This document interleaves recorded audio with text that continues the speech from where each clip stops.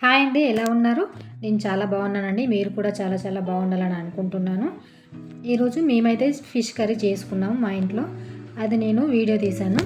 ఎలా వచ్చిందో కామెంట్లో చెప్పండి. మా మా కర్రీ అయితే ఈరోజు చాలా బాగా కుదిరింది. నేను చేసే పద్ధతి ఈరోజు నేను వీడియో తీసి పెట్టాను. మీరు మీ ఇంట్లో ఫిష్ కర్రీ ఎలా చేసుకుంటారో నాకు కామెంట్లో చెప్పండి.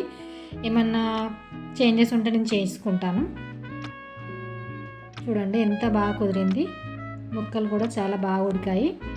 ఈ ఫిష్ కర్రీ ప్రాసెస్లోకి వద్దాం. ఇక ఫిష్ కర్రీకి నేను ముందుగానే ఫిష్లో నిమ్మకాయ అండ్ సాల్ట్ వేసి మంచిగా ఫ్రెష్గా కడుక్కున్నాను. ఇలా తెల్లగా వచ్చేటట్టు కడుక్కోవాలి, నీసు వాసన పోతుంది. ఇందులోనే నేను గరం మసాలా అండ్ ఉప్పు, కారం, పసుపు, అల్లం వెల్లుల్లి పేస్టు ఇవన్నీ వేసి మంచిగా కలుపుకున్నాను. ఇందులోనే కొంచెం చింతపండు పులుసు కూడా వేసి నేను ఫస్టే కలుపుకున్నాను. ఎందుకంటే చింతపండు పులుసు ముందే వేసుకుంటే ముక్కలకు పట్టి కూర అనేది టేస్ట్గా ఉంటుంది. ఒక ప్యాన్ పెట్టుకోవాలి. అందులో పెద్ద సైజు ఆనియన్ తీసుకొని ఇలా చిన్న చిన్న పీసెస్ కట్ చేసుకొని కొద్దిగా ఆయిల్ వేసుకొని అందులోనే జీలకర్ర మెంతులు వేసుకొని మంచిగా గోల్డెన్ బ్రౌన్ కలర్ వచ్చేటట్టు వేయించుకొని ఇది మిక్సీ చేసుకొని పెట్టుకోవాలి.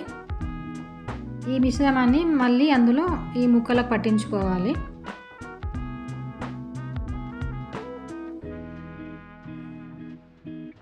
చూసారా, ఈ ఫిష్లకు ఆల్రెడీ నేను చింతపండు పులుసు కలిపేసుకొని పెట్టుకున్నాను కదా, ముక్కకు పట్టుకుంది పులుసు. ఇందాక ఆనియన్ పేస్ట్ ఉంది కదా, అది కూడా నేను ఇందులో యాడ్ చేస్తున్నాను. మీరు కావాలంటే కొంచెం కచ్చాపచ్చాగా కూడా వేసుకోవచ్చు. నేను కొంచెం మెత్తగా పట్టుకున్నాను. ఎందుకంటే జీలకర్ర అండ్ మెంతులు అందులోనే వేసి మిక్సీ పట్టాను కాబట్టి మెత్తగా పేస్ట్ చేసుకున్నాను. ఒక ప్యాన్ పెట్టుకొని అందులో ఆయిల్ వేసుకున్నాను. ఆయిల్ హీట్ అయిన తర్వాత ఈ ఆనియన్స్ అండ్ పచ్చిమిర్చి ఒక పెద్ద సైజు ఉల్లిగడ్డ మంచిగా గోలిన తర్వాత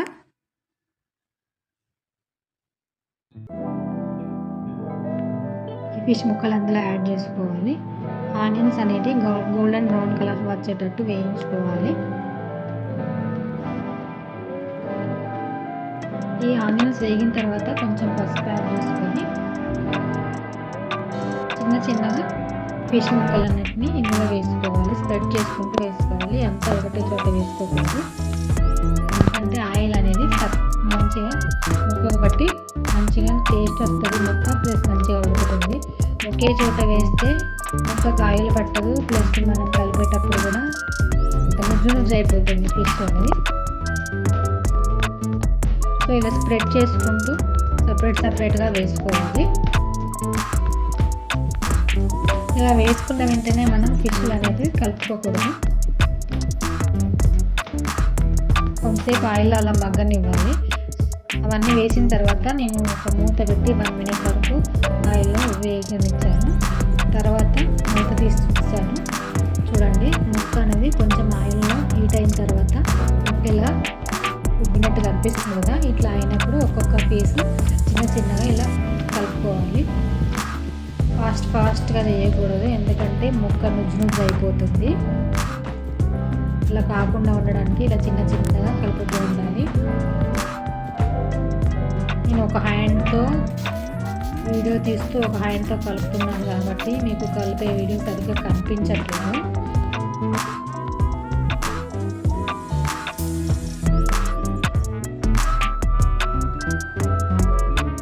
ముక్కలు చిన్నగా కలుపుతూ ఉండాలి. చూడండి, ముక్కలు అనేది ఇలా ఈ కన్సిస్టెన్సీలో ఉడకాలి. ఇలా ఉడికిన తర్వాత మనం ఇందులోకి మిగిలిన చింతపండు రసం ఇందులో యాడ్ చేసుకోవాలి. కొంచెమేమో మనం ముక్కలకు పట్టించుకున్నాం కదా, ఆ మిగిలిన పులుసు ఇందులో యాడ్ చేసుకోవాలి. కొద్దిగా చూస్తూ యాడ్ చేసుకోవాలి. ఎందుకంటే స్టార్టింగ్ కొంచెం ఇందులో యాడ్ చేసుకున్నాం కదా, పులుపు అనేది ఎంత పట్టిందని మనకు తెలియదు. కొంచెం టేస్ట్కి తగ్గట్టు మనం వేసుకోవాలి. కొంచెం పులుపు తక్కువ అయితే ఆ మిగిలిన పులుసు కూడా ఇందులో యాడ్ చేసుకోవచ్చు. చూసుకుంటూ యాడ్ చేసుకోవాలి.